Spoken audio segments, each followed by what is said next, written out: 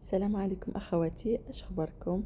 كنتمنى الفيديو اليوم يلقاكم في احسن الاحوال ان شاء الله. رجعت لكم بفيديو جديد، غادي نشارك معكم البريوش صحي بالدقيق القمح والنخاله اللي كيجي رائع جدا ولذيذ، ووصفه جد سهله وبسيطه. خليكم معي حتى لاخر الفيديو.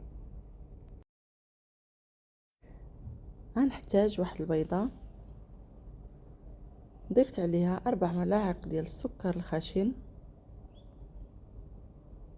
قليل من الملح، كأس إلا ربع ديال الزيت النباتي،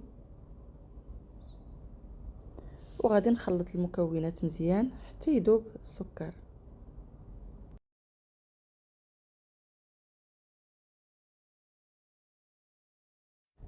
ضفت علبة ديال زبادي اولا ياغورت طبيعي اللي متوفر عندكم. كنضيف نصف كأس ديال ماء الزهر، ضفت شويه ديال الحبوب، عندي هنا شويه ديال النافع وشويه ديال الزجلان وشويه د الحبه السوداء، وهنا ضفت 2 معالق كبار ديال الحليب بودر، كيخلي البريوش يجي هشيش ويجي لذيذ في نفس الوقت. كيف كتشوفوا حركت المكونات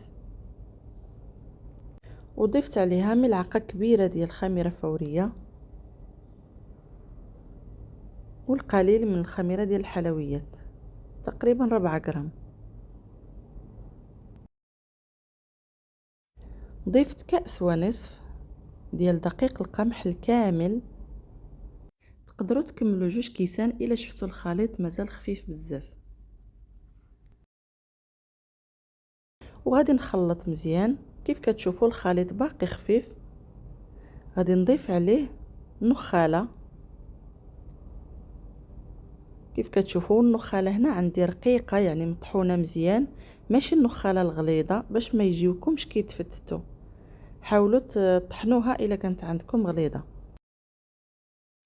كيف شفتوا ضفت كأس واحد ديال النخاله وكنخلط غير بالملعقه، لانه هذا الخليط ديال البريوش ما كيحتاجش الدلك. وهنا كيف شفتوا الخليط متماسك او العجين هكذا خصو يجيكم. الى الخليط لقيتوه باقي خفيف شويه تقدروا تضيفوا القليل من دقيق القمح الكامل.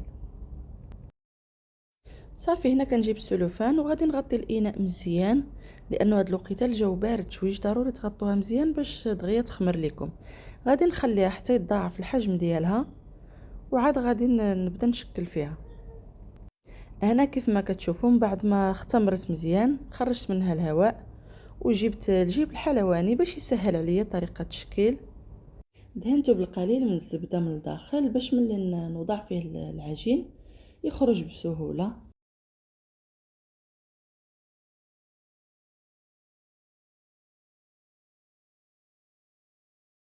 من بعد ما عمرته غادي نجيب القالب اللي غادي نوضع فيه البريوش. كيف كتشوفوا هنا دهنته بالقليل من الزبده وكنبدا نعمر فيه بهذه الطريقه. بالنسبه للقالب ماشي ضروري، فقط اختياري، اللي بغى يغير الشكل وصافي.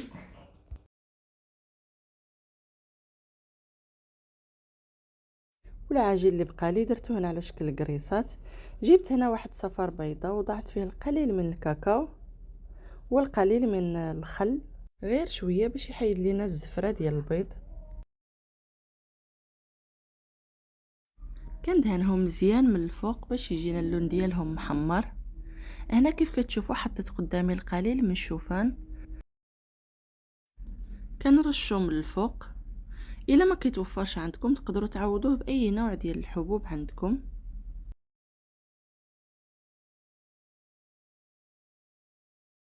نخليهم تطلع فيهم الخميره غير واحد شويه، تقريبا واحد 10 دقائق، وغادي ندخلهم للفرن على درجه حراره 180. غادي نخليهم حتى يتحمروا مزيان ويطيبوا لمده نصف ساعه، ما كياخذوش الوقت كتير في الطياب. صافي، وغادي نخرجهم.